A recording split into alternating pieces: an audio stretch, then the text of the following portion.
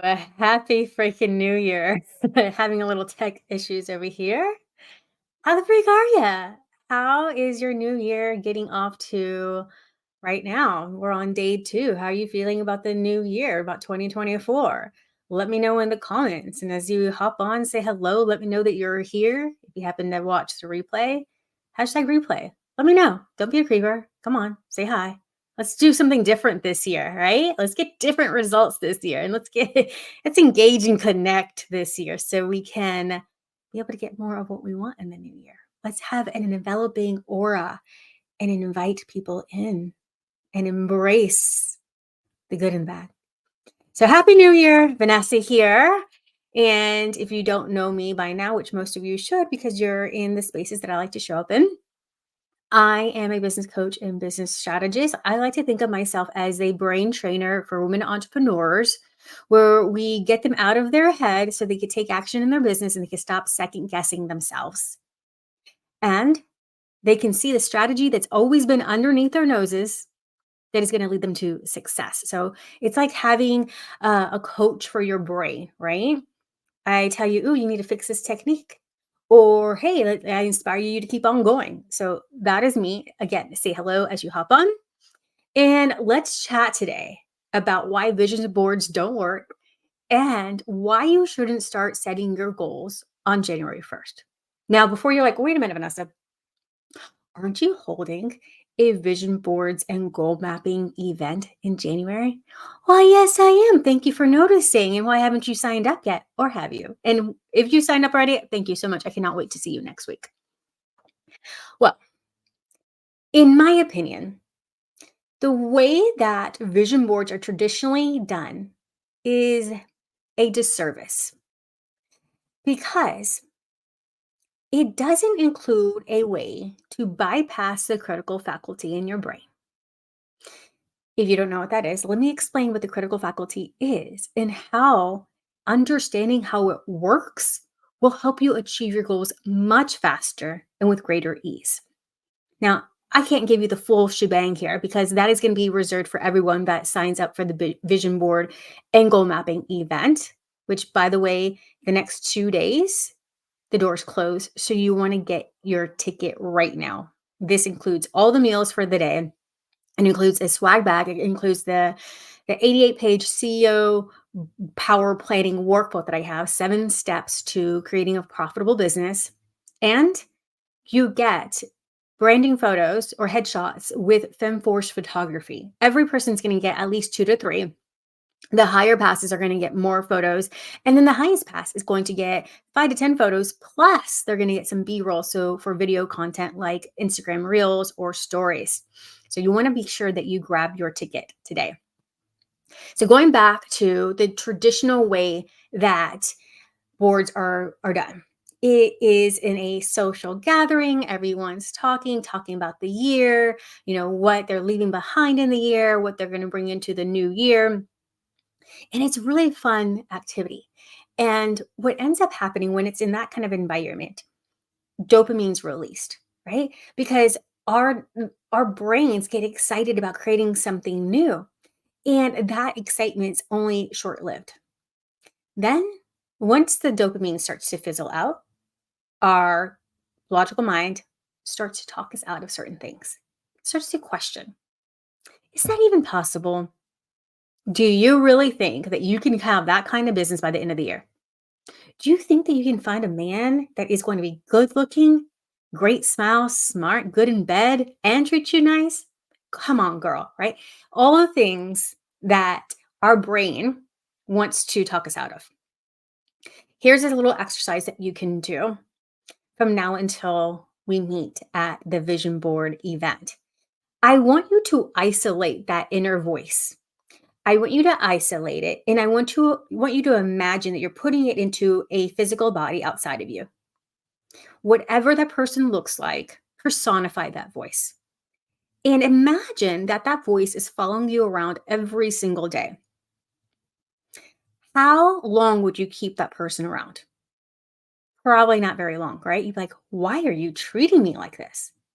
So the same goes for us. Like, why are we talking to ourselves like that? And that is because from the ages 0 to 7, we are sponges. We are downloading information from our environment. We're allowing an authority figure to imprint their beliefs into us, and then we make them our own. And then as adults, our critical faculty, which is what allows, it's like a filter, which allows information in, will go in and match and ask, is this familiar? Is this useful? Or should I discard this?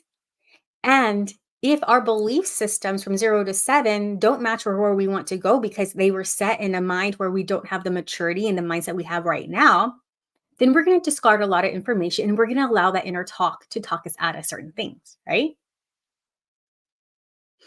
Now, let me know in the comments, what is something typical that you like to set for the year? And maybe you almost reached it, or maybe you haven't reached it at all because of that inner voice. What are some of the things that that inner voice says? And right now, as you're typing it, after you type it, I want you to read it and ask yourself, how can the opposite be true? How can you flip that around? Okay. So, the critical faculty, in one of my blog posts, I talked about how the critical faculty in the unconscious mind and the conscious mind, I want you to think of it like this. In Shrek wants to go rescue Fiona. She's in the tower because she has this resource, right? He's going to reap a reward for rescuing her, right? And I want you to think of the dragon as the critical faculty. It will only allow certain things in because the critical faculty, the dragon, wants to protect the princess Fiona. Now, there are three ways to bypass that dragon, or in this case, the critical faculty. And those three things are how we create change. And I'm going to tell you one of them. One of them is repetition. That is why you might hear someone say you have to create a habit out of it before it becomes, or you had to repeat it before it becomes a habit after 21 days, right? Because eventually what you're doing, it's like creating a new dirt road. First, it's grass, you keep driving over it, keep driving over it, and then eventually it is a new path for you. So that is what happens in your brain when you use repetition to create a new habit, a new thought, a new belief, right? And so in the story of Shrek, there is the uh, donkey, which is another way to bypass the critical faculty. And I like to associate the donkey because in this storyline, the dragon falls in love with the donkey. And so when you think about falling in love, it is an intense emotion, right? Sometimes we do crazy things when we're in love. We're not thinking straight when we're in love. So we're going to have this experience when I facilitate the vision board portion of the entire day, the vision board and goal mapping event. We're going to use two of the three. I haven't mentioned the third one, and you kind of probably can pick up what the second one was. We're going to activate these different exercises so you can bypass the critical faculty, that inner voice that tries to talk you out of your beautiful visions, so that as you go throughout the year and you're creating your own repetition by looking at the board, and you're creating your own exercises and you're activating all of the feelings that you felt during the event, it can put you back into the same state you were in. So releasing that dopamine, that excitement, reigniting that fire in your belly when you created those goals throughout the year. Sorry, my dog's snoring over there. Because it's this that's going to anchor you in to continue taking action and to be able to call out that inner voice that wants to talk you out of things. Or when something gets really scary, you remember this in your full body. And then eventually, these thoughts, they transition from unsupportive thoughts to more empowered thoughts. And eventually, the more you think those thoughts, they become a new belief. It is that dirt road or that, that road that you're paving, that dirt road that eventually becomes your path of least resistance, the quickest way for you to be able to reach your goals. So, which brings me to why I believe you shouldn't set goals on January 1st. Now, there is this phenomenon that says that we have this false perceived motivation at the beginning of the week, at the beginning of the month, or the beginning of the year.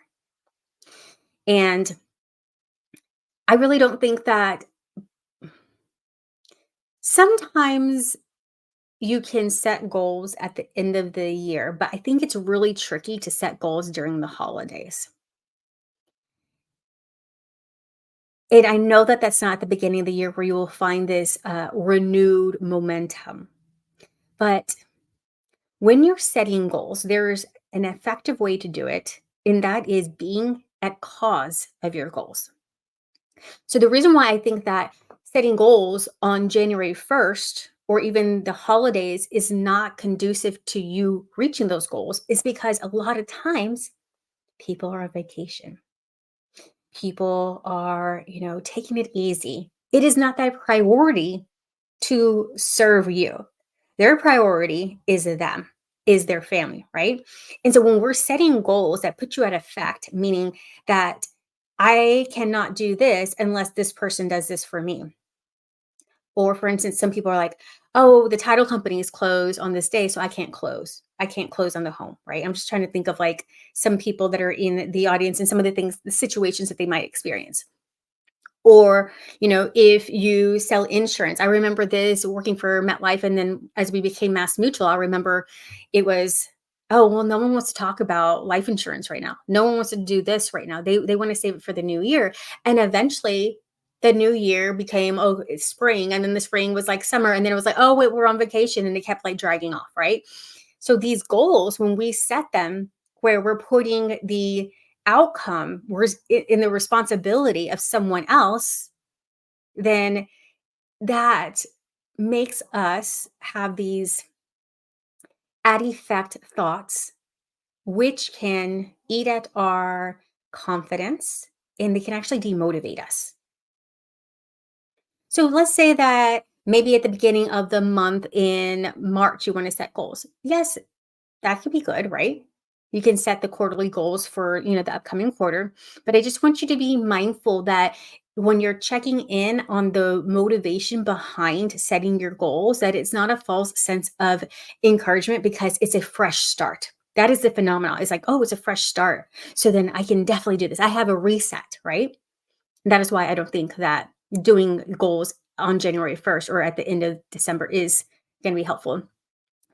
And then going back to that, like when we create goals that are like, okay, well, this outcome, I can reach this if this person does this, if this team member does this, it can trigger self doubt and discourage you because what it's telling your unconscious mind is that you cannot do that. You're out of control of this outcome because you're dependent on someone else. And then we distort, delete, and generalize information. And we will forget that, oh, well, I couldn't do this because of this person. We're putting at ourselves that effect instead of being like, okay, well, what can I do instead? But then we start to think, well, this didn't work out. And sometimes we think because that person didn't do their part, but then it just becomes a generalized thing that I tried something and it didn't work out. And that right there is going to, again, eat at your confidence. And then it's going to program your unconscious mind or your subconscious mind to reinforce or reprogram, right? Or I guess you could reprogram or reinforce the beliefs that something doesn't work out for you. And we don't want to give fuel to that fire. We want to be empowered and all knowing that we're able to achieve our goals and that we're in control. We're at cause of the outcome. All right, that was brief. And that's all I have for you today. And I want you to make sure that you purchase your ticket for the why can't I say vision board? The vision board and goal mapping event because doors close on January 4th and you won't be able to get in. And I don't know where you can get such an incredible value, all the things that you're getting, plus the headshots for so low. All right. I'll see you.